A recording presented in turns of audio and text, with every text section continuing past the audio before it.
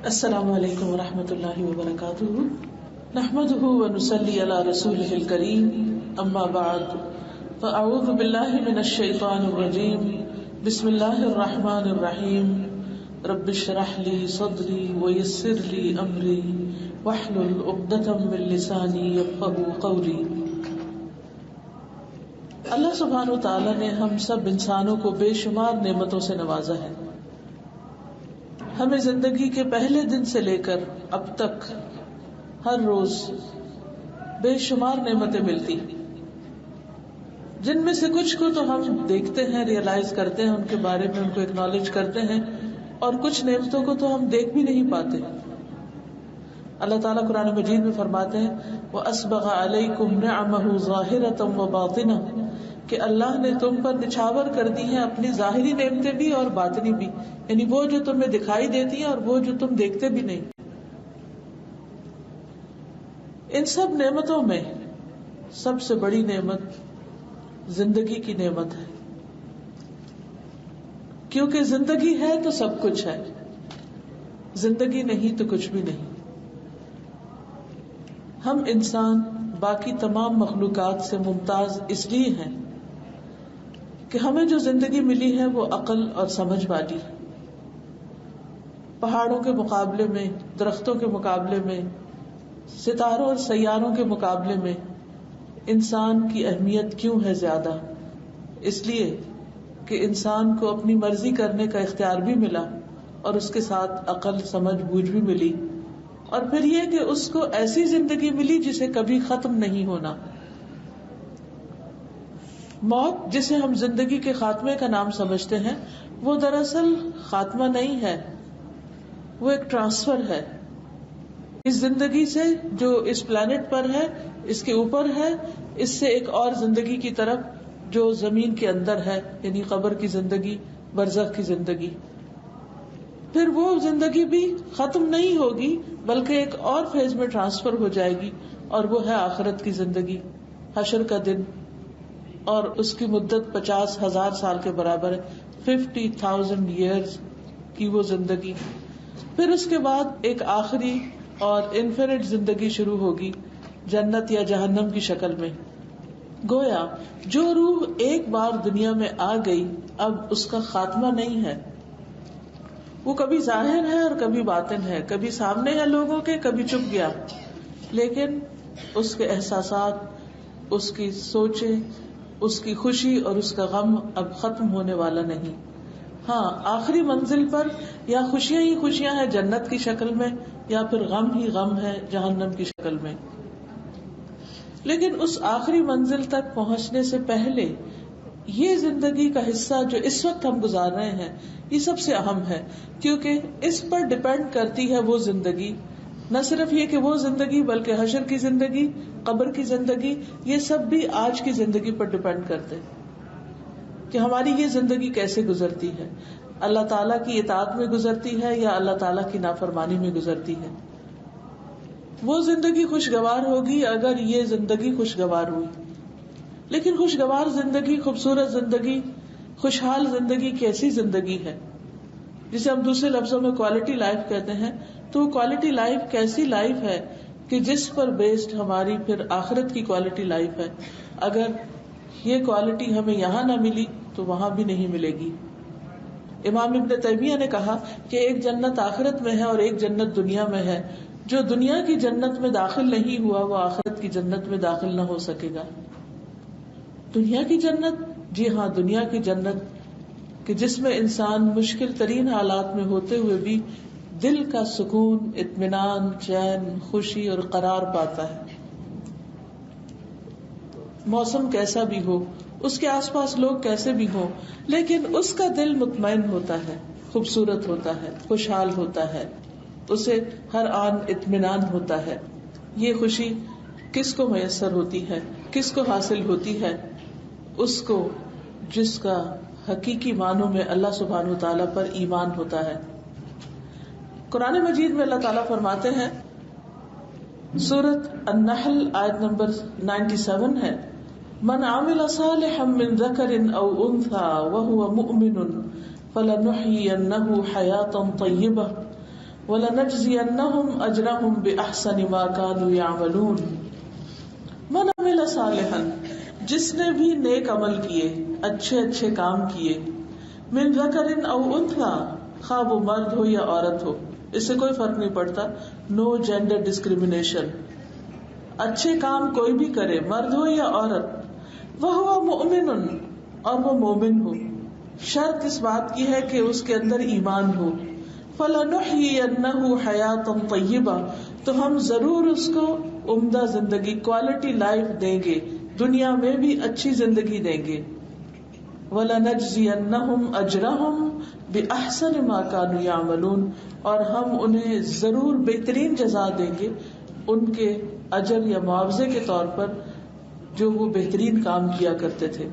یعنی دنیا میں رہتے ہوئے جو لوگ احسن عمل کر رہے ہیں، خوبصورت کام کر رہے ہیں، بہترین کام کر رہے ہیں، اللہ سبحانہ و تعالیٰ کی مرضی کے مطابق کام کر رہے ہیں، ان کو نہ صرف یہ کہ آخرت میں ملے گا، بلکہ ہم دنیا میں بھی ان کو بہترین زندگی عطا کریں گے. کوالٹی لائف کا مفہوم ہمارے نزدیک کیا ہے؟ بہترین زندگی کیسی زندگی ہے؟ عام طور پر ہمارے ہاں اس کی ڈیفینیشن کیا ہے کہ ہمارا گھر اچھا ہو، اس کی زندگی کوالٹی لائف ہے جو ایک بہت بڑے پیلس میں رہتا ہو، اس کو بہترین لباس مہیا ہو، اس کے پاس بہترین جاب یا بہترین بزنس ہو، اچھا کھانا پینا ہو، تو وہ شخص تو کوالٹی لائف بسر کر رہا ہے، خواہ اس کے دل کی حالت کچھ بھی ہو، خواہ دل مر چکا ہو، خواہ دل ہر وقت زخمی رہتا ہو، خواہ اس کو رات کو نیند نہ آتی ہو، لیکن ہم سب اس پر رش کرتے ہیں کہ کیا خوش قسمت انسان ہے جس کے پاس سب کچھ موجود ہے. اگر کوالٹی لائف کا یہی معیار اور یہی میزان ہم رکھ کر نبی صلی اللہ علیہ وسلم کی زندگی کو دیکھیں تو کیا آپ کے پاس یہ ساری چیزیں تھیں؟ نہیں تھیں. تو کیا آپ کی لائف کوالٹی لائف نہیں تھی؟ آپ کی لائف پروڈکٹیو لائف نہیں تھی؟ کیا آپ دنیا میں کوئی چینج لائے؟ کیا آپ نے خود ایک خوشحال زندگی بسر کی کہ جس میں آپ ہر وقت سب سے زیادہ اسمائل کرنے والے تھے؟ آج کون ایسا انسان ہے جو بھوکا ہو، جس کے پاس کپڑے نہ ہو اور پھر وہ اسمائل بھی کرتا ہو؟ حقیقت میں کوالٹی لائف اس کی ہے کہ خواہ اس کے پاس کچھ ہے یا نہیں، پھر بھی وہ خوش ہونا جانتا ہے، پھر بھی اس کا اخلاق اچھا ہے، پھر بھی وہ لوگوں کے ساتھ بہترین معاملہ کر سکتا ہے، وہ کہیں پر بھی ہو وہ بے خوف رہ سکتا ہے، وہ مطمئن رہ سکتا ہے، وہ لوگوں سے بے نیاز رہ سکتا ہے، اسے کسی کا ڈر، خوف اور غم نہیں ہوتا. اگر کوالٹی لائف کا وہ مفہوم جو ہم نے بنا رکھا ہے اگر اس پر دیکھیں تو کیا پھر صحابہ کی زندگی واقعی بہترین زندگی تھی؟ لیکن آج ہم دنیا میں دیکھتے ہیں کہ نبی صلی اللہ علیہ وسلم کا مقام، صحابہ کرام کا مقام، ہاں ان کے پاس دنیا نہیں بھی تھی تو کتنا بلند ہے. آج لاکھوں کروڑوں لوگ اپنے ناموں کے ساتھ محمد لکھتے ہیں، ہر کوئی اپنے نام میں عمر اور ابو بکر اور عثمان اور علی رضی اللہ تعالی عنہم کے ناموں کی پیروی کرتے ہوئے اپنے بچوں کے نام ان کے ناموں پر رکھتے ہیں اور اس میں فخر محسوس کرتے ہیں اور ان ناموں سے محبت کرتے ہیں. کیوں؟ ہمارے ناموں سے کوئی محبت کیوں نہیں کرتا؟ اور ہمارے ناموں پر اپنے بچوں کے نام لوگ کیوں نہیں رکھتے؟ کیونکہ ہمارا وہ مقام نہیں، ہماری وہ لائف کوالٹی لائف نہیں جو صحابہ کرام کی تھی کہ وہ دنیا میں آئے اور انہوں نے اپنے بہترین آثار چھوڑے، وہ ایسے کام کر کے گئے کہ رہتی دنیا تک ان کا نام باقی ہے اور رہے گا.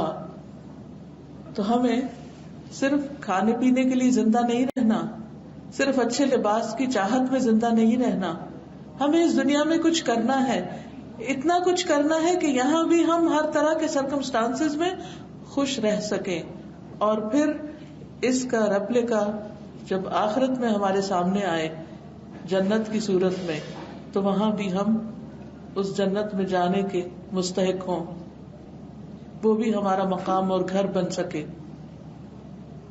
ہم سب کو اپنے آپ سے سوال کرنا چاہیے کہ کیا واقعی میرے دل میں ایک جنت ہے کہ جس میں میں جیتا ہوں؟ کیا میرا دل لوگوں کے بارے میں برے خیالات اور لوگوں کے بارے میں بری بات سوچنے سے خالی ہے؟ کیا اس سے حسد، کینہ، بغض، نفرت، عداوت یہ سب چیزیں نکل چکی ہیں؟ کیا میں لوگوں کے اندر اچھی چیز دیکھ سکتا ہوں یا مجھے صرف ان کے اندر برائیاں ہی نظر آتی ہیں؟ کیا مجھے کرٹیسزم کرنا زیادہ اچھا لگتا ہے یا آتا ہے، یا لوگوں کو اپریشیٹ کرنا؟ ہم سب کو اپنے آپ سے سوال کرنا ہوگا، خود اپنا محاسبہ کرنا ہوگا، اپنے آپ کو دیکھنا ہوگا کہ ہم کیسی زندگی بسر کر رہے ہیں، کیونکہ اللہ کا وعدہ ہے جو اچھا عمل کرے گا اس کو وہ دنیا کی زندگی بھی ضرور اچھی بسر کرائے گا.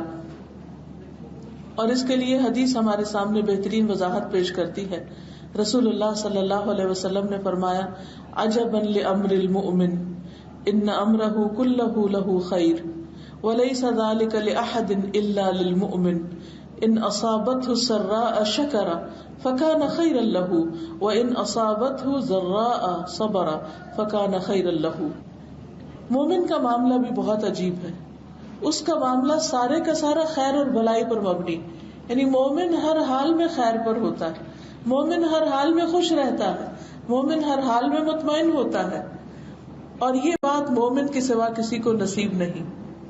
گویا اچھی عمدہ زندگی صرف مومن ہی کو نصیب ہے. کیسے؟ اگر اسے کوئی خوشی پہنچتی ہے، نعمت ملتی ہے تو وہ شکر گزار ہوتا ہے، اپریشیٹ کرتا ہے، گریٹفل ہوتا ہے. اور اگر اسے کوئی تکلیف پہنچتی ہے تو وہ صبر کرتا ہے، تو یہ اس کے حق میں بہتر ہوتا ہے. اور یہ صرف مومن کو نصیب ہوتا ہے. گویا کوالٹی لائف کس پر بیسڈ ہے کہ ہم دو حالتوں میں سے ایک حالت جس میں بھی ہو ہم خوشحال ہوں، اور دو حالتوں میں سے ایک حالت اچھی حالت ہے اور ایک حالت تکلیف دہ حالت ہے. تو مومن جب وہ اچھی حالت میں ہوتا ہے، اس کو خوشی نصیب ہوتی ہے، تو وہ ہر دم اللہ کا شکر ادا کرتا ہے، اپنی زبان سے بھی کرتا ہے، اپنے رویے سے بھی کرتا ہے، اور وہ اللہ سبحانہ وتعالیٰ کو خوشی سے یاد کرتا ہے. لیکن اگر کسی وقت، کیونکہ دن کے ساتھ رات بھی ہے، کہ اگر کسی وقت وہ خوشیاں نہ ملیں اور جو کچھ ہے وہ بھی چھننے لگے، تو بھی وہ اللہ کے فیصلوں پر راضی ہوتا ہے اور وہ اس وقت صبر کرتا ہے.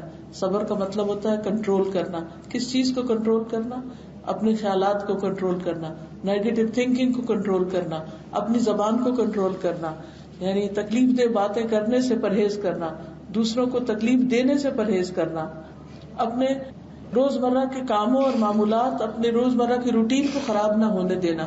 جو اگر خوشی کی حالت میں پروڈکٹیو ہے تو غم اور دکھ اور تکلیف کی حالت میں بھی پروڈکٹیو رہنا اور کچھ نہ کچھ کرتے رہنا، اپنے وقت اور زندگی کو ضائع نہ کرنا. تو یہ ہے مومن کی ڈسکرپشن، کہ وہ صرف خوشی کے وقت ہی خوش نہیں ہوتا، وہ تکلیف کے وقت میں بھی خوش ہونا جانتا ہے، مطمئن ہونا جانتا ہے. کیا سوچ کر کہ میرا رب اپنے بندوں پر ظلم نہیں کرتا. اللہ تعالیٰ کا وعدہ ہے، وما انا بظلام للعبید، میں بندوں پر ظلم کرنے والا نہیں ہوں. یعنی اگر کسی کو کوئی تکلیف پہنچی ہے، کوئی نقصان پہنچا ہے، کوئی دکھ ملا ہے، تو ایسا نہیں کہ اللہ تعالیٰ نے اس پر ظلم کیا ہے. قرآن مجید سے ہمیں پتہ چلتا ہے کہ جب انسان پر کوئی تکلیف آتی ہے تو وہ عام طور پر اس کے اپنے کیے کی بدولت ہوتی ہے. کوئی غلطی ہوتی ہے اس کی، وہ اس کو سامنے آ جاتی ہے. لیکن عموماً ہم اپنی غلطیوں کو دیکھ نہیں پاتے. سب سے بڑا حجاب جو ہمارے اوپر آیا ہوا ہے وہ اپنے آپ کو دیکھنے کا ہے، کہ ہم اپنے آپ کو ہم اتنا کور کر کے رکھتے ہیں کہ ہم اپنی غلطیاں نہیں دیکھ پاتے. لیکن مومن اپنی غلطیوں کو ہر آن دیکھنے والا ہوتا ہے. اذا مسهم طائف من الشیطان تذکروا، اگر شیطان کی طرف سے اس کو کوئی خیال بھی آ جاتا ہے فوراً متنبہ ہو جاتے ہیں. فاذا هم مبصرون، وہ دیکھنے لگتے ہیں کہ یہ جو وسوسہ آیا ہے، یہ جو میرے دل میں برا خیال کسی کے بارے میں آیا ہے، تو یہ کیوں آیا ہے، اس کے پیچھے کیا وجہ ہے، اسے میرے اندر کی کیا خرابی ہے، یا مجھ پر کوئی تکلیف آئی ہے تو کیوں آئی ہے. مومن کو صرف تکلیف نہیں نظر آتی، مومن کو تکلیف کی وجہ بھی سمجھ میں آتی ہے کہ میری غلطی کہاں ہے، میرا قصور کہاں ہے. اور تکلیف آنے کی ایک وجہ یہ بھی ہوتی ہے کہ انسان کی تقدیر میں اللہ تعالیٰ نے کچھ ٹیسٹ لکھ رکھے. یعنی تکلیف یا آتی ہے غلطی کی وجہ سے، ہمارے کسی گناہ کی سزا کے طور پر، کیونکہ آخرت میں تو اللہ تعالیٰ نے سزا جزا رکھی ہے، لیکن دنیا میں بھی اللہ تعالیٰ نے کچھ نہ کچھ ایسی چیزیں رکھی ہیں کہ جس سے انسان آخرت کی تکلیف سے بچ جائے. آخرت سے پہلے دنیا میں ہی جھٹکا دے دیا جائے کہ وہ توبہ کر لے اور اپنی غلطی کو ریئلائز کرے.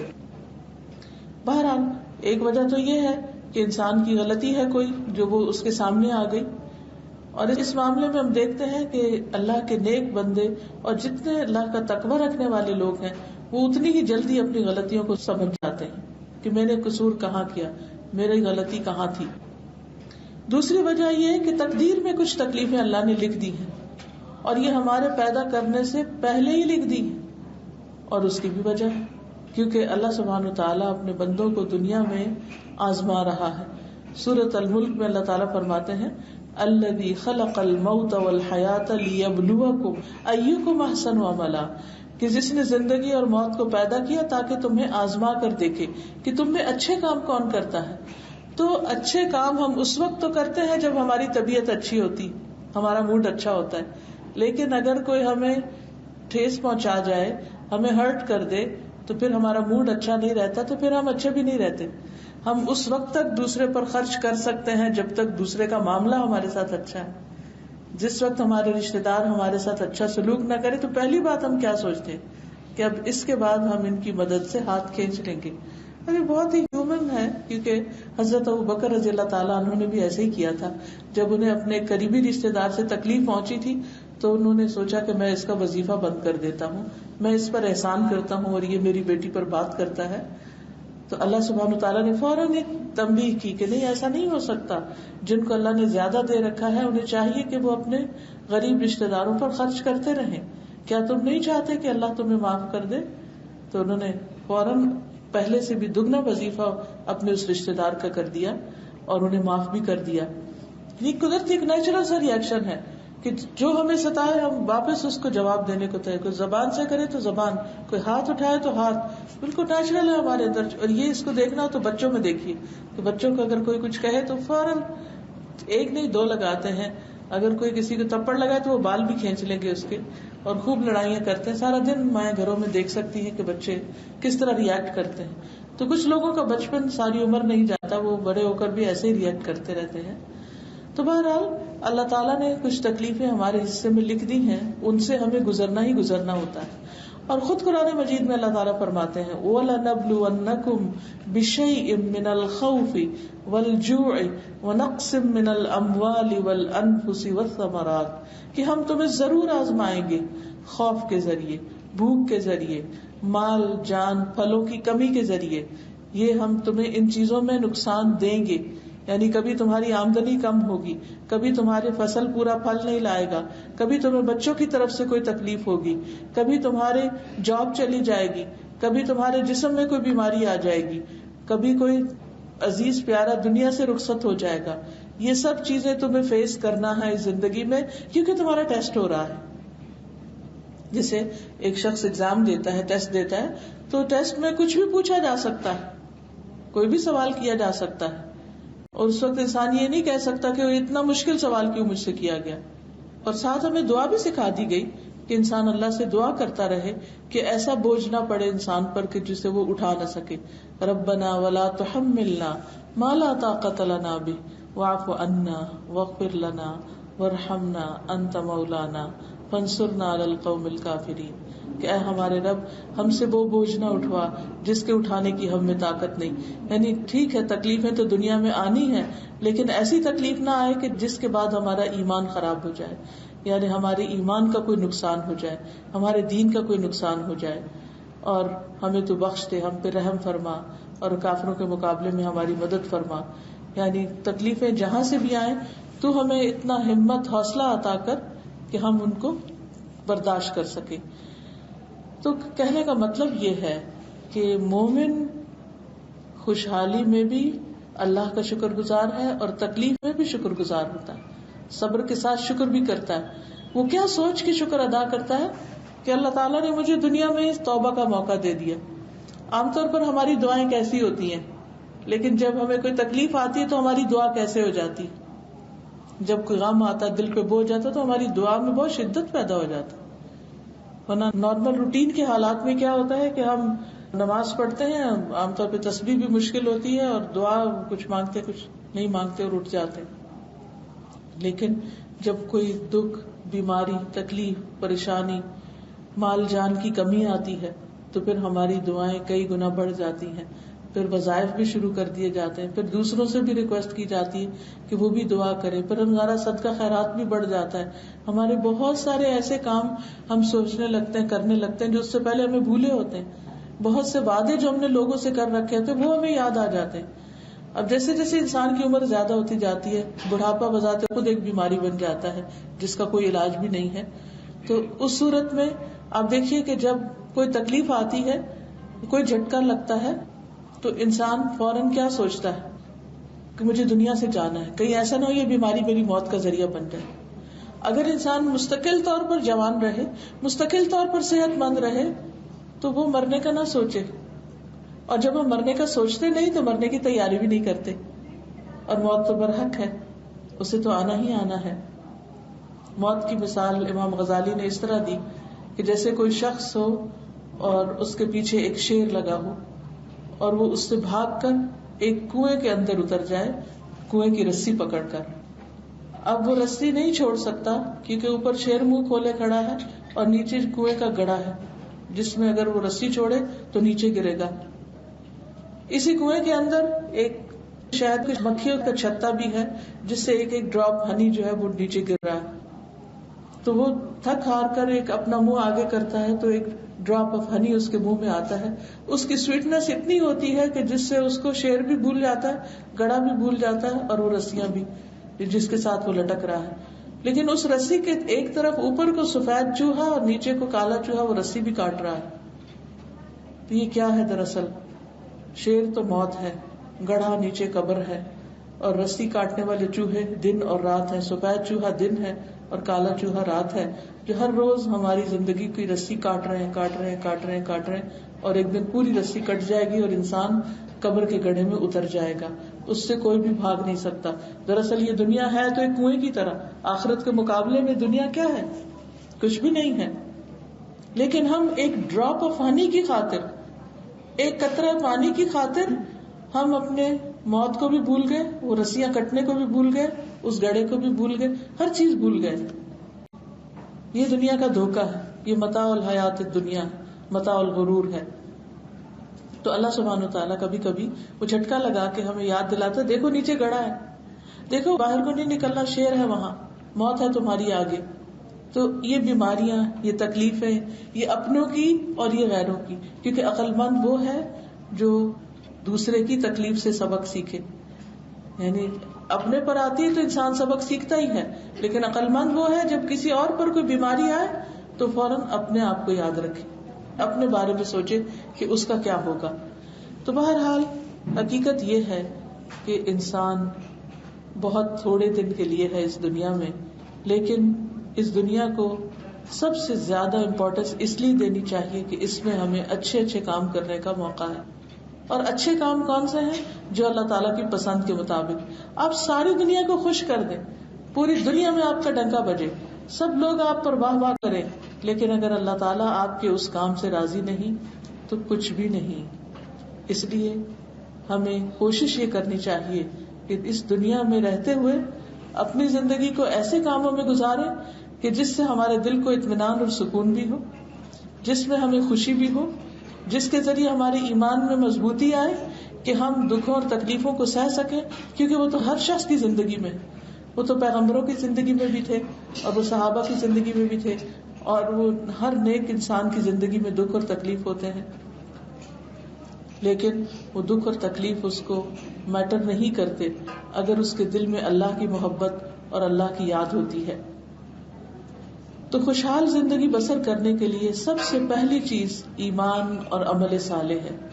ایمان اور نیک عمل. اور ایمان کیا ہے؟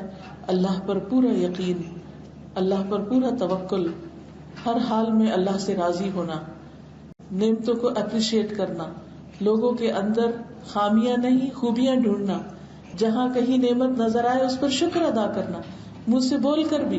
یعنی جب کوئی چیز ملے تو اکیلے میں کہیں اللہ تعالیٰ آپ کا شکر ہے، الحمدللہ تو ہم کہتے ہی ہیں، لیکن زبان سے اپنی زبان میں بھی بول کے کہیں یا رب پاک آپ کا شکر ہے، آپ نے مجھے یہ نعمت دی، میں آپ سے بہت راضی ہوں. اور صبح و شام یہ پڑھا کریں رضیت باللہ ربا وبالاسلام دینا وبمحمد نبیا، کہ میں اللہ کے رب ہونے پہ راضی ہوں کہ جس نے میرے لیے یہ سارے فیصلے کیے اور مجھے یہ ساری نعمتیں عطا کی اور مجھے دین اسلام کی نعمت دی. کیونکہ زندگی کے بعد سب سے اہم ترین نعمت جو ہے وہ ہدایت کی نعمت ہے، اور آخرت میں مغفرت کی نعمت ہے. عقل مند کامیاب ترین انسان وہ ہے کہ جس کو دنیا میں ہدایت مل جائے، صحیح راستہ مل جائے اور وہ اس پر استقامت مل جائے، اور وہ اپنے نفس کے شر اور ابلیس کے شر سے بچ جائے اور اللہ کی رضا کے کام کرتا ہوا اس دنیا سے رخصت ہو، اور آخرت میں اللہ تعالیٰ اس کی کمی کوتاہی کو معاف کر دے. یہ ہے سکسیسفل انسان، یہ ہے خوش قسمت ترین انسان کہ جو اپنی زندگی کو واقعی کامیاب بنا گیا اور وہ اپنی زندگی سے کچھ کما گیا. ادروائز چاہے ساری دنیا بھی ہم سے خوش ہو، لیکن اگر اللہ خوش نہیں تو ہماری زندگی خوشحال زندگی نہیں، ہماری لائف کوالٹی لائف نہیں. اس کے لیے کرنا کیا چاہیے؟ اپنے آپ کو مصروف رکھنا چاہیے. جو شخص یہ چاہتا ہو کہ دنیا کے غم اس کو بھول جائیں، اسے چاہیے کہ وہ دو کام کرے. ایک اللہ کی عبادت میں اخلاص، اور دوسرے بندوں کی مدد اور خدمت، بندوں کے ساتھ احسان. رب کے ساتھ معاملے میں اخلاص اور بندوں کے ساتھ معاملہ کرتے ہوئے احسان. ان دو باتوں کا مطلب کیا ہے؟ نمبر ایک، اللہ کے ساتھ اخلاص کا مطلب یہ ہے کہ کوئی بھی نیکی کا کام کرے، عبادت کا کام کرے، وہ صرف اور صرف اپنے رب کو راضی کرنے کے لیے کرے، دکھاوے کے لیے نہیں کرے، لوگوں کے لیے نہیں کرے، اس کا بدلہ لوگوں سے نہیں چاہے. اور دوسری چیز احسان. احسان کا مطلب کیا ہے کہ کسی بھی انسان یا جانور یا پودے یا انوائرمنٹ یا کسی کے ساتھ بھی معاملہ کرتے ہوئے بہترین معاملہ، یعنی جتنا حق بنتا ہے کسی کا اس سے زیادہ اچھا. جو شخص دوسروں پر احسان کرتا ہے، اللہ کا وعدہ ہے کہ اللہ تعالیٰ اس کے ساتھ ضرور اچھا کرے گا. قرآن مجید میں اللہ تعالیٰ فرماتے ہیں للذین احسنوا الحسنى وزیادہ، جو اچھا کریں گے، احسان کریں گے، ان کے لیے اچھا ہے، یقینی طور پر اچھا ہے، وہ زیادہ اور زیادہ بھی ہے. اور یہ زیادہ کیا ہے؟ اللہ تعالیٰ کے چہرے کا دیدار. اللہ تعالیٰ ایسے لوگوں کو اپنا چہرہ دکھائیں گے جس کو دیکھ کر ایسی لذت انسان کو ملے گی کہ جنت کی بھی ہر نعمت اس کو بھول جائے گی. اب اس کی چھوٹی سی مثال سے دیکھیے کہ عام طور پر بہن بھائی ہوتے ہیں، یہ رشتہ دار ہوتے ہیں، سسرالی رشتہ دار ہیں، یہ خاندان کے، یہ شوہر ہے، یہ بچے ہیں، تو ہم ایکسپیکٹ یہ کرتے ہیں کہ وہ ہم سے اچھا کریں، وہ ہمارے حقوق کا خیال رکھیں، اور ہم بھی اپنے طور پر اچھا کرنے کی کوشش کرتے ہیں. لیکن جہاں وہ اچھا نہیں کرتے وہاں ہم اچھا کرنا چھوڑ دیتے ہیں. یہ احسان نہیں. احسان یک طرفہ ہوتا ہے، احسان بدلے میں نہیں ہوتا کہ کوئی اچھا کرے تو ہم اچھا کریں. احسان اس کا بھی احسان ہے کہ کوئی اچھا کرے، تھوڑا اچھا کرے، کم اچھا کرے، نہ اچھا کرے تو انسان اچھا کرے. کیوں؟ اس لیے کہ اس کو اپنا بدلہ اللہ تعالی سے لینا ہے. یہی ایمان کا تقاضا ہے، یہی انسان کے لیے ایک یقینی بات ہے. اور اس کے لیے انسان دو کام کرے. ایک ہے نفع مند علم سیکھنا، اور دوسرا ہے اس علم کے مطابق عمل کرنا. اللہ سبحانہ وتعالیٰ کی بہترین عبادت اور بندوں کے ساتھ احسان نہیں ہو سکتا جب تک انسان مشغول نہ رہے، اپنے آپ کو آکیوپائڈ نہ رکھے کسی قسم کے علم اور عمل میں. علم کیا ہے؟ روشنی ہے. وہ ہمیں نئے نئے کام، اچھے اچھے کام کرنے کا طریقہ بتاتا ہے، اور کیا کرنا ہے اور کیا کرنا ہے. اسی لیے ہم دیکھتے ہیں کہ اللہ کے رسول صلی اللہ علیہ وسلم نے اپنی ساری زندگی میں بہت سے کام کیے، ہر طرح کے کام کیے اچھے اچھے، لیکن علم کا سیکھنا سکھانا نہیں چھوڑا. آخر تک آپ سیکھتے بھی رہے اور سکھاتے رہے، اور ہر موقع پر سکھاتے. کسی سفر میں ہوتے، کسی کھانے کی مجلس میں ہوتے، کہیں پر بھی ہوتے، آپ لوگوں کو کچھ نہ کچھ اچھی بات سکھاتے رہتے. ایک دفعہ آپ حضرت ابو ہریرہ کے پاس سے گزر رہے تھے تو آپ نے پوچھا کیا کر رہے ہو تم؟ کہا میں پودا لگا رہا ہوں. کہا میں تمہیں طریقہ بتاؤں کہ جنت کے پودے کیسے لگتے ہیں. ہم بھی تو لوگوں کے پاس سے گزر رہے ہوتے ہیں، مالی کام کر رہے ہوتے ہیں، ہمیں تو کبھی خیال نہیں آیا کہ ان کو کوئی اچھی بات بتا دیں راہ گزرتے ہوئے، یا کوئی اور گھر کا کام کر رہا ہے یا کچھ بھی. تو آپ کو یہ تلقین کی گئی کہ آپ یہ دعا مانگیے وقل رب زدنی علما، اے اللہ میرے علم میں اضافہ فرما، اے رب میرے علم زیادہ کر دے. اور اس کے ساتھ ساتھ وہ یہ نہیں کہ انسان خود ہی اکٹھا کرتا رہے، ساتھ ساتھ بانٹتا بھی رہے، کیونکہ دولت بانٹنے سے کم ہوتی ہے لیکن علم بانٹنے سے زیادہ ہوتا ہے. جب انسان کو کسی کو دینا ہوتا ہے تو اس کو مزید سیکھنے کی خواہش ہوتی. مال کی انسان کو حفاظت کرنی پڑتی لیکن علم انسان کی حفاظت کرتا ہے، اس کے دین کی، اس کے ایمان کی، اس کی صحت کی، اس کی بہت سی چیزوں کی. تو اس لیے انسان کو اچھے کاموں کے لیے کوشش کرتے رہنا چاہیے. پھر یہ ہے کہ انسان جب عبادت، احسان، علم اور عمل میں مصروف ہو تو اس کے لیے انسان اس کام کے اندر یعنی پوری کوالٹی کا کام کرے. یہ نہیں کہ آپ کچھ سیکھ رہے ہیں اور آپ کا دھیان کہیں اور ہے. نہیں، کسی بھی کام پر جو بھی نفع مند کام ہے، نماز ہے تو، بندوں کی خدمت ہے تو، کچن میں کام ہے تو، کسی مجلس میں بیٹھے ہیں تو، ہر موقع پر فوکس کرنا یہ ایک خوشحال زندگی کا راز ہے. کوالٹی لائف کی ایک خوبی یہ ہوتی ہے کہ انسان اس کام پر فوکس کرتا ہے، اس کو بہترین طریقے پر کرنے کی کوشش کرتا ہے جس میں وہ مصروف ہوتا ہے. اچھا، ہمارا حال کیا، جب ہم نماز پڑھ رہے ہوتے ہیں تو ہمیں سارے کام یاد آ رہے ہوتے ہیں، یہ بھی کرنا، یہ بھی کرنا، یہ کرنا. اچھا، جب کام کرنے لگتے ہیں تو نماز یاد آ رہی ہوتی ہے، اچھا نماز پڑھنی ہے. جب نماز پڑھ چکتے ہیں کچھ اور کرنے لگتے ہیں تو ہمیں کچھ ماضی کے باتیں یاد آنے لگتی. کسی انسان کو ملنے کے لیے جانے لگتے ہیں یا کوئی اور کسی کے ساتھ لین دین کرنے لگتے ہیں تو کوئی اس کے ساتھ اگر برا واقعہ ہوا ماضی میں، پاسٹ میں ہوا تو وہ باتیں یاد آنے لگی. ہسبینڈ کے ساتھ معاملہ ہے تو اس وقت اس کی خوشی کا خیال رکھنے کی بجائے کہ کہاں کہاں اس شخص نے میرے ساتھ زیادتی کی وہ سوچنے لگتے ہیں اور اپنے آپ کو غمگین کرنے لگتے ہیں. نہ ہم ڈنگ کا غمگین ہو سکتے ہیں نہ ڈنگ کے خوشحال ہو سکتے ہیں، کیونکہ کبھی ہم مستقبل کے بارے میں سوچ رہے ہوتے ہیں کیا بنے گا، دنیا کے حالات بڑے خراب ہو گئے ہیں، اب تو آئندہ اور زیادہ مشکلات آنے والی. دنیا کے حالات ٹھیک کب تھے؟ اگر آپ پوری انسانی ہسٹری پڑھیں، یورپین ہسٹری پڑھیں یا امریکن ہسٹری پڑھیں یا انڈو پاک کی ہسٹری پڑھیں، آپ میں سے کچھ لوگ ہسٹری کے اسٹوڈنٹ رہے ہوں گے، کون سی ہسٹری جنگوں سے خالی ہے؟ اسلامک ہسٹری پڑھیں، کون سی ہسٹری جنگوں سے خالی ہے، فتنوں سے خالی ہے، آزمائشوں سے خالی؟ ہر دور میں لوگ ان سب چیزوں کو فیس کرتے رہے ہیں اور یہ سب فتنے آتے جاتے رہے ہیں. لیکن ان صرف خبروں پر نظر لگائے رکھنا یا بار بار ان کو فالو کرتے رہنا یا ہر ایک سے پوچھنا تم کیا سمجھتے ہو، دنیا کے حالات کیسے ہیں، کیا ہوگا، کیا تھرڈ ورلڈ وار شروع ہو جائے گی، کیا بنے گا، ان باتوں کے کرنے کا اور ان کے تبصرے سننے کا کچھ زیادہ فائدہ نہیں ہے.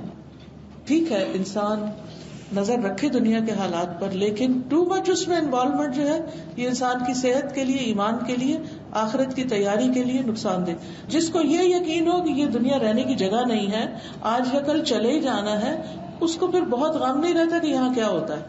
اس کا غم یہ ہے کہ کل کیا ہوگا، کل میں اپنے رب کے سامنے جب کھڑا ہوں گا تو میں کیا جواب دوں گا کہ میں نے اپنی زندگی کہاں گزاری، جوانی کہاں گزاری، مال کو کہاں خرچ کیا، جو مجھے ملا علم اس پر کتنا عمل کیا. اس کو کل کی فکر، جس کو کل کی بڑی فکر لگ جاتی ہے اس کو آج کے دنیا کے حالات کی فکر کم لگتی ہے. ہاں، حالات کی فکر اگر واقعی ہے آپ کو تو اس کی اصلاح کے لیے جو آپ کر سکتے ہو پھر اپنا رول پلے کریں. اپنے اپنے طور پر ہم سب اپنے غلط کاموں کو چھوڑیں تاکہ اللہ کی رحمت ہم پر آئے اور ہمارے حالات اچھے ہو جائیں. ہمیں حالات کی خرابی اس لیے ستاتی ہے کہ بعض اوقات ہم، جیسے قرآن مجید میں آتا ہے بل یرید الانسان لیفجر امامہ، بلکہ انسان یہ چاہتا کہ آگے بھی بدعمالیاں کرتا رہے، یعنی جو وہ کرپشن کر رہا ہے، غلط کام کر رہا ہے وہ کرتا رہے اور کوئی اس کو پوچھنے والا نہ ہو اور کوئی اس سے اس کے مزے جو ہیں اس میں کوئی خلل نہ آئے.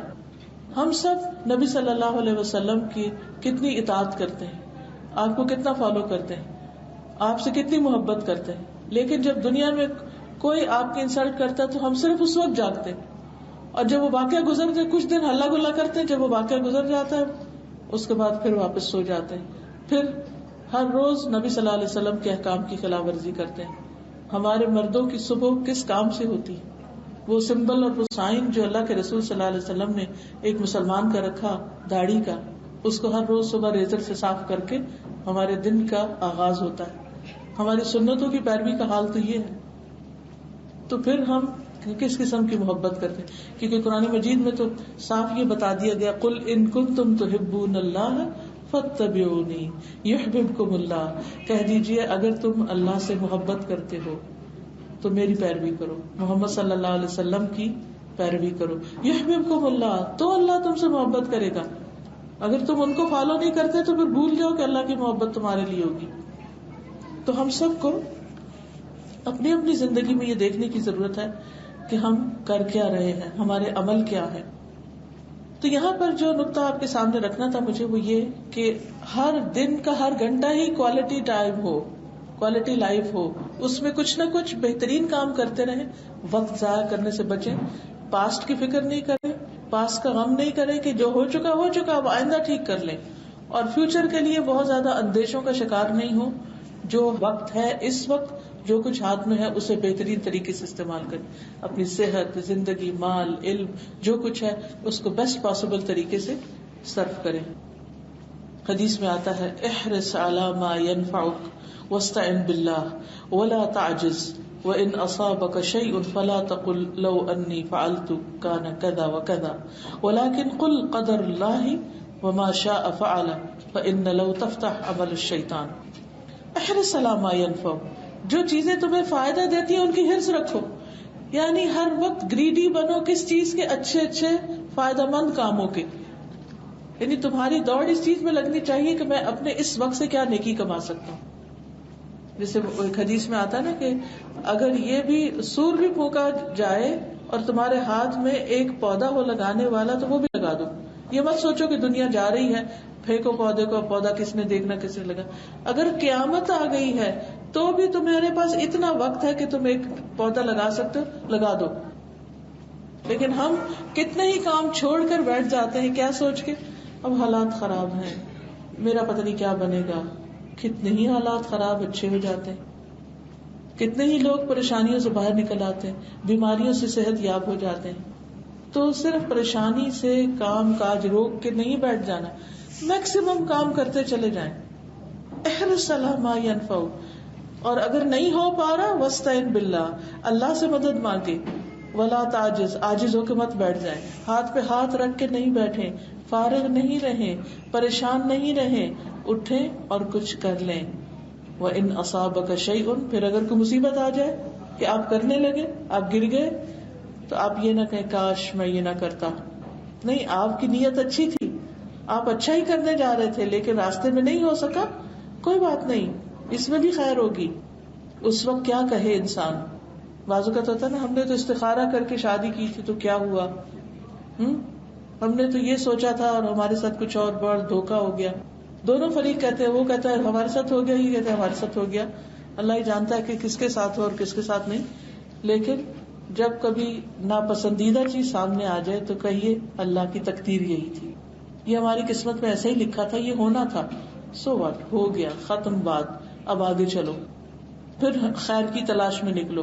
اب اس پہ غم نہیں مناتے رہو, کاش مت کہو, کیونکہ اس سے شیطان کا دروازہ کھل جاتا ہے, وہ تمہیں غمگین رکھتا ہے. تو اس لیے ہونا یہ چاہیے کہ انسان کو ہر وقت کچھ نہ کچھ مفید کام کرتے رہنا چاہیے.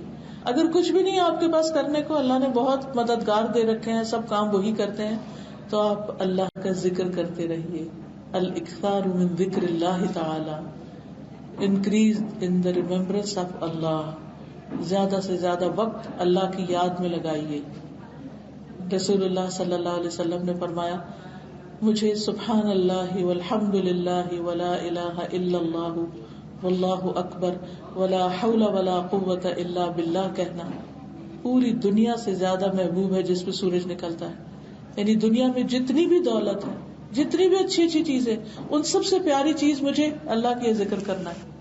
یعنی انسان اپنے وقت کا ایک بڑا حصہ دنیا کے پیچھے بھاگتے ہوئے گزارتا ہے. ٹھیک ہے, ضرورت کی دنیا تو ہو, لیکن باقی اپنا کوالٹی ٹائم اللہ کے ذکر میں گزارے. اللہ کا ذکر دلوں کو اطمینان بخشتا ہے, سارے غم, دکھ, پریشانیاں ختم ہو جائیں گی اگر آپ کثرت سے اللہ کا ذکر کریں گے.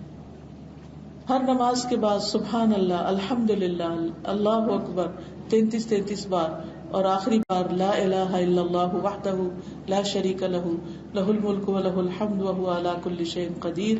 فرمایا کہ جو یہ ہر نماز کے بعد پڑھے گا وہ اپنے سے آگے جو نیک لوگ ہیں ان تک پہنچ جائے گا اور پیچھے والے اس تک نہیں پہنچ سکے گی, اور وہ اپنے سب لوگوں کے بیچ میں جتنے بھی اس کے آس پاس رہتے ہیں اللہ کی نظر میں سب سے بہترین ہوگا, سب سے بہترین. لیکن 1 منٹ لگتا ہے بس یہ عمل کرنے میں, مگر ہم سلام پھیرتے ہیں اور اٹھ جاتے ہیں, تسبیح نہیں کرتے. کیا ہم نہیں چاہتے کہ ہمارا شمار سابقون السابقون میں ہو؟ کیا ہم نہیں چاہتے کہ ہم نیکیوں میں سب سے آگے ہوں, اللہ تعالیٰ کو پسند, اللہ کی محبت رکھنے والے, اور اللہ تعالیٰ ہم سے محبت کرے؟ تو جب ایک شخص اپنے وقت کو اللہ کے ذکر میں لگاتا ہے, چاہے نماز کے بعد ہو, چاہے نماز کے اندر ہو, چاہے عام چلتے پھرتے کام کاج کرتے, تو وہ دراصل اپنی زندگی کو کیش کر رہا ہوتا ہے, اپنی آخرت کو بلند ترین درجوں تک لے جانے کی کوشش کر رہا ہوتا ہے. پھر اسی طرح ایک ہے اللہ کا ذکر اس طرح کرنا کہ سبحان اللہ الحمدللہ پڑھنا, دوسرے اللہ کی بلیسنگز کے بارے میں بات کرنا, talk about the blessings of Allah سبحانہ و تعالی. کسی مجلس میں بیٹھ جائیں, لوگ اپنی بیماریاں, تکلیفیں, پریشانیاں, مال کی کمی, جان کی کمی, اس کا ذکر بہت کرتے ہیں. جاب چلی گئی, فلاں ہو گیا, فلاں ہو گیا, کوئی اچھی خبر نہیں دیں گے آپ کو, اور کچھ نہیں تو سروٹس کے مسئلے لے کے بیٹھ جائیں گے. وہ اس نے یہ دھوکہ دے دیا, وہ یہ توڑ دیا, یہ لے کے چلی گئی, ماسیوں کی باتیں شروع ہو جائیں گی, سروٹس کی باتیں شروع ہو جائیں گی. یعنی ہر وقت کچھ نہ کچھ خراب چیز ہی ہے جو ہمارے حواس پہ طاری رہتی ہے, اور اس کا ذکر ہم زیادہ کرتے ہیں. تو ہمیں اپنے اوپر ایک چیک رکھنا ہے کہ سارے دن میں ہم بلیسنگز کا ذکر زیادہ کرتے ہیں یا ٹریجڈیز کا زیادہ کرتے ہیں. تو جو شخص خوش رہنا چاہتا ہے اس کو بلیسنگز کا ذکر زیادہ کرنا چاہیے. یہ بھی اللہ کا ذکر ہے, کیونکہ بندہ جب الحمدللہ کہتا ہے اللہ اس سے راضی ہو جاتا ہے, اللہ تعالیٰ اس سے خوش ہوتا ہے. تکلیف بھی ہو تو نبی صلی اللہ علیہ وسلم اس وقت بھی کہتے تھے الحمدللہ علی کل حال, ہر حال میں اللہ کا شکر ہے. اس سے بری بھی تکلیف ہو سکتی تھی, اس سے بڑا بھی حادثہ ہو سکتا تھا. اس لیے پریشان رہنا چھوڑیے, جینا سیکھیے, اور جینے کے لیے ذکر کی کثرت اور بلیسنگز کا ذکر, اللہ سبحانہ و تعالیٰ کے نعمتوں کا ذکر. فَأَمَّا بِنِعْمَةِ رَبِّكَ فَحَدِّثْ. پھر اسی طرح اس بات کی کوشش کہ انسان اپنے دکھ اور غم اپنی زندگی سے مائنس کرے. وہ کیسے؟ اپنے سے چھوٹے کو دیکھ کر, دنیا کے معاملے میں اپنے سے کم تر کو دیکھ کر, اور تکلیف کے معاملے میں اپنے سے اوپر والے کو دیکھ کر. کیونکہ آپ صلی اللہ علیہ وسلم نے فرمایا کہ تم اپنے سے نیچے والے کو دیکھو, اس کو نہ دیکھو جو تم سے زیادہ مال و دولت رکھتا ہے, زیادہ نعمتیں رکھتا ہے. اس طرح تم اللہ کی نعمتوں کو حقیر نہیں سمجھو گے, تمہیں جو کچھ ملا اس کو بھی اپریشیٹ کرو گے. تو یہ ایک طریقہ ہے خوش رہنے کا. پھر اسی طرح جب انسان دوسروں کی تکلیف دیکھے گا تو اپنی تکلیف بھولے گا, اور اپنی تکلیف میں پچھلی بھی بھولے, اب کی بھی بھولے, اپنے آپ اپنی اٹینشن ڈائیورٹ کرے تاکہ اس کی زندگی کسی کام آ سکے. اس کے لیے نبی صلی اللہ علیہ وسلم نے ایک بہت خوبصورت دعا ہمیں سکھائی ہے. اگر دن کی ایک نماز کے بعد بھی پڑھ لیں تو انشاءاللہ بہت فائدہ ہوگا, زندگی بہتر ہو جائے گی. کوالٹی لائف کے لیے دعا ہے, اللہم اصلح لی دینی الذی هو عصمت امری واصلح لی دنیایا التی فیہا معاشی واصلح لی آخرتی التی فیہا معادی واجعل الحیاۃ زیادۃ لی فی کل خیر واجعل الموت راحۃ لی من کل شر. اے اللہ میرے دین کی اصلاح کر دے جو میرے معاملے کے بچاؤ کا ذریعہ ہے, جس کی وجہ سے میری نجات ہوگی. میری دنیا کی اصلاح کر دے جس میں میرے معاش ہے, میری دنیا کے رہن سہن ہے, یعنی کہ جہاں ویئر مائی لائف ایگزسٹس. وَأَصْلِحْ لِي آخرتی, اور میری آخرت کی اصلاح کر دے, میری آخرت کو اچھا کر دے کہ جہاں جا کر مجھے رہنا ہے.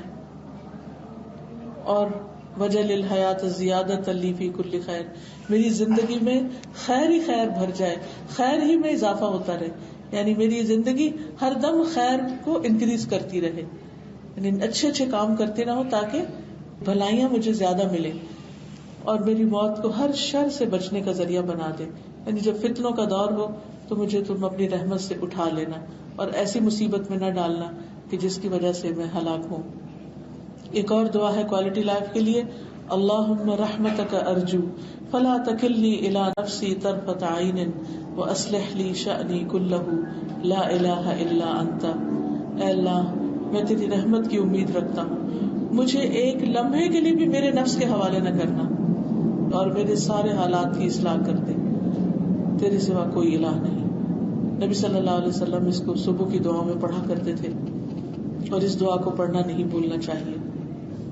تو جب انسان یہ دعائیں پڑھے گا تو انشاءاللہ اس کے اندر ایک پاور آئے گی، ایک انرجی اس کو ملے گی کہ جس سے وہ دنیا کی مشکلات کو اپنے لیے ہلکا سمجھے گا اور اس کے لیے پھر کوشش بھی کرے گا۔ پھر یہ ہے کہ کسی بھی برے خیال کو اپنے اوپر حاوی نہ ہونے دیں، زیادہ دیر تک اس کو اپنے اوپر نہیں رکھے، یا کسی سے بات کریں یا ذکر کریں یا نفل پڑھ کے دعا کریں۔ نبی صلی اللہ علیہ وسلم پر جب کوئی پریشانی آتی تھی فوراً نوافل پڑھتے تھے، یا کوئی ایسا کام شروع کر دیں، اگر رونے کو دل چاہ رہا رو لیں ایک دفعہ خوب، لیکن اس کے بعد اس کو بلانے کی کوشش کریں۔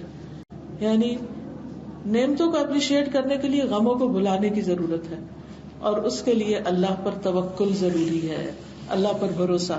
اللہ پر توکل جو ہے یہ آدھا ایمان ہے، کہ اللہ ہے نا، جب کوئی بڑے سے بڑا حادثہ ہو جائے، بڑے سے بڑی مشکل آ جائے، کوئی فوت ہو جائے، کوئی چیز چھن جائے اور آپ کے اوپر غم کا پہاڑ ٹوٹ پڑے، فوراً ایک جملہ بولے، اللہ ہے نا، حسبی اللہ و نعم الوکیل۔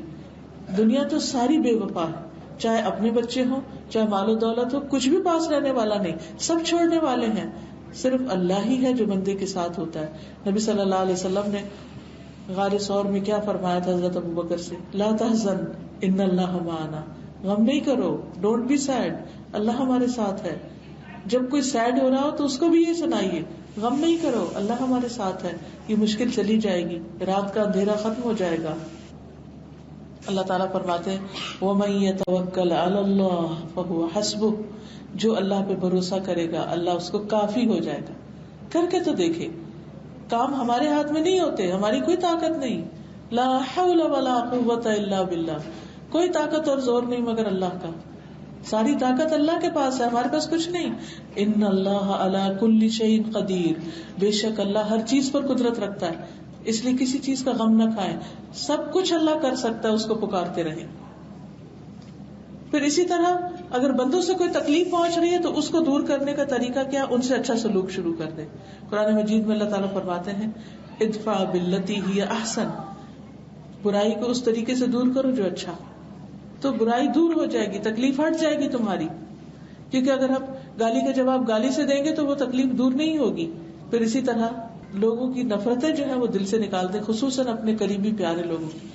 اللہ سبحانہ وتعالیٰ نے مردوں کو خاص طور پر حکم دیا، نبی صلی اللہ علیہ وسلم نے فرمایا کہ کوئی مومن اپنی مومن بیوی سے نفرت نہ کرے، اگر اس کی ایک عادت پسند نہیں تو دوسری پسند بھی ہوگی، کیونکہ کوئی بھی شخص 100% پرفیکٹ نہیں ہو سکتا، کوئی چیز اچھی ہوگی اس کی اور کوئی اچھی نہیں بھی لگے گی، تو ایسی صورت میں انسان کو صبر سے معاملہ کرنا چاہیے اور صرف اچھائیوں پر نظر رکھنی چاہیے۔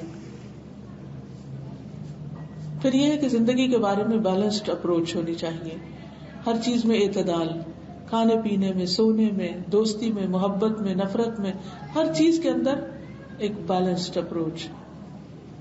پھر اسی طرح اگر کوئی آپ کو ستا رہا ہو تو آپ اپنے آپ کو مضبوط کریں اور اس کے وار کو اپنے اوپر آنے نہیں دیں، کیونکہ وہ اس کی تکلیف اس کو اذیت دے گی، آپ کو نہیں دینی چاہیے۔ کچھ لوگ ہوتے ہیں خود سیڈ ہوتے ہیں، آپ کو سیڈ سٹوری سناتے رہتے ہیں، آپ کو سیڈ کرنے کی کوشش کرتے ہیں، آپ یہ سمجھیں یہ ان کی عادت ہے، ان کو معاف کر دیں، ان کے حال پہ چھوڑ دیں، تو اس سے کیا ہوگا کہ آپ کے اوپر اس کا اٹیک نہیں ہوگا، آپ اس کے ساتھ انوالو ہو کر پریشان نہیں ہوں گے، اور پھر فوراً کہ اللہ ہے نا، اللہ پر توکل، خود بھی اور اس کو بھی۔ پھر یہ بات ہمیشہ یاد رکھنی چاہیے کہ ہماری زندگی وہی ہے جو ہم سوچتے ہیں، جیسے ہم سوچیں، جس چیز کو جس نظر سے دیکھیں گے وہ ویسی ہو جائے گی۔ اللہ کے بارے میں اچھا گمان رکھیں گے، اللہ تعالیٰ ہمارے ساتھ اچھا معاملہ فرمائے گا۔ لوگوں کے بارے میں اگر آپ اچھا گمان رکھیں گے کہ یہ اچھے لوگ ہیں، برے نہیں، تو وہ بھی آپ کے ساتھ اچھے ہو جائیں گے۔ لیکن اگر آپ یہ دیکھتے رہیں یہ کہاں سے خراب ہے، ان کی کون سی غلطیاں ہیں، تو پھر آپ کو صرف غلطیاں نظر آئیں گی، زندگی مزریبل ہو جائے گی۔ پھر اسی طرح یہ ہے کہ لوگوں سے کسی شکریہ کی توقع نہ رکھیں کہ آپ کسی کے ساتھ احسان کریں اور انتظار رہے کہ کب تھینک یو بولے، نہیں، تھینک یو کا انتظار ہی نہ کریں، اور دل میں بھی نہ رکھیں تو آپ کا دل خوش رہے گا. کیونکہ جب آپ نے ایکسپیکٹ کیا کہ کوئی تھینک یو کہے تو پھر اس نے تھینک یو نہیں کیا تو پھر آپ کے دل کو غم لگ جائے گا. تو اپنے آپ کو غم سے بچائیں اور اللہ سبحانہ وتعالیٰ سے جزا طلب کریں. پھر یہ کہ اپنی لائف کا کوئی مشن بنائیں, کوئی آپ کو ویژن ہونا چاہیے, کوئی آپ کی زندگی میں کوئی کام ہونا چاہیے کہ جس کو آپ کو اچیو کرنا ہے.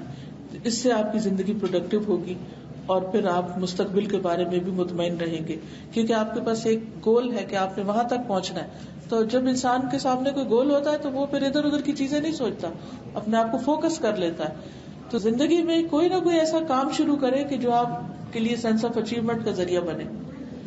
پھر اسی طرح اپنے کام جو کرنے ہیں, اپنے جو بھی آپ کا گول سیٹ آپ نے کیا اپنی زندگی کے لیے, تو اس کے لیے آپ اپنی لائف کو پھر پرائرٹائز کریں کہ کون سے کام زیادہ امپورٹنٹ ہے تو آپ کو پہلے کرنے ہیں, کون سے ان امپورٹنٹ ہے ان کو پیچھے کرنے ہیں. کیونکہ اللہ سبحانہ وتعالیٰ قدرتی طور پر بندے کے اندر ایک بے چینی پیدا کر دیتا ہے جو اپنی زندگی کو جب وہ ضائع کر رہا ہوتا ہے. جب بھی آپ زندگی میں ان امپورٹنٹ کام کریں گے تو آپ کے اندر پریشانی بڑھے گی. جب آپ امپورٹنٹ کاموں کو وقت دیں گے اور ٹال مٹول سے کام نہیں لیں گے تو آپ کے اندر ایک سکون بڑھے گا. تو اللہ تعالیٰ سے دعا ہے کہ وہ ہماری زندگی کو ایک خوشحال زندگی بنائے اور ہمیں اپنی پسند کا بنا لے, اور ہماری اس زندگی کو بھی خوشحال بنائے اور آخرت کو بھی. کثرت سے دعا کو مانگے, ربنا آتنا فی الدنیا حسنۃ وفی الآخرۃ حسنۃ وقنا عذاب النار. وآخر دعوانا الحمد للہ رب العالمین. سبحان اللہ والحمد للہ ولا الہ الا اللہ واللہ اکبر ولا حول ولا قوة الا باللہ العلی العظیم. اللہم صل علی محمد وعلی آل محمد کما صلیت علی ابراہیم وعلی آل ابراہیم انک حمید مجید.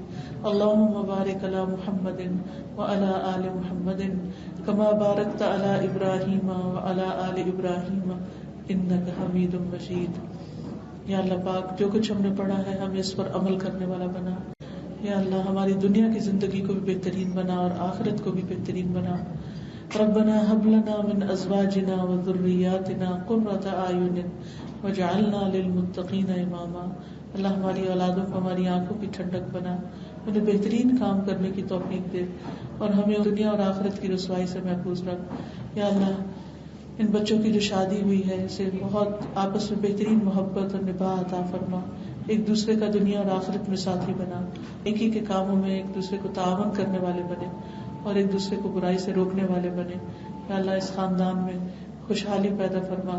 ربنا آتنا فی الدنیا حسنۃ وفی الآخرۃ حسنۃ وقنا عذاب النار. یا رب العالمین ہمیں اس زندگی میں بہترین کام کرنے کی توفیق عطا فرما. اللہ تعالیٰ ہمیں راستے نہیں ملتے, تو ہمیں وہ کام دکھا کہ جو ہماری صلاحیتوں کے مطابق ہو اور ہم اپنی زندگی کو اور اپنے مال اور جان اور وقت کو بہترین طرح لگا سکیں, اور ہر طرح سے ہمیں بیماریوں, تکلیفوں, حادثوں اور پریشانیوں اور مصیبتوں سے بچا کر رکھنا تاکہ ہماری زندگی زیادہ سے زیادہ تیری اطاعت میں گزرے.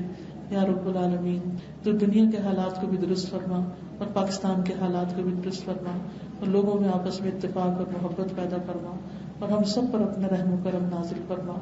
ربنا تقبل منا. یا اللہ جتنی بھی بہنیں یہاں آئی ہیں ان کے دلوں میں جو دعائیں اور نیک تمنا ہے ان کو پورا فرما. سب بیماروں کو صحت دے, سب مشکل میں مبتلا لوگوں کی مشکلات دور کر دے. اللہ تو ہمیں کافی ہو جا, اللہ تو ہمیں کافی ہو جا. ربنا تقبل منا انك انت السميع العليم وتب علينا انك انت التواب الرحيم. وصلى الله تعالى على خير خلقه محمد وعلى اله واصحابه واهل بيته اجمعين برحمتك يا ارحم الراحمين. الہی آمین. سبحانك اللهم وبحمدك اشهد ان لا اله الا انت استغفرك واتوب اليك. السلام علیکم ورحمۃ اللہ وبرکاتہ.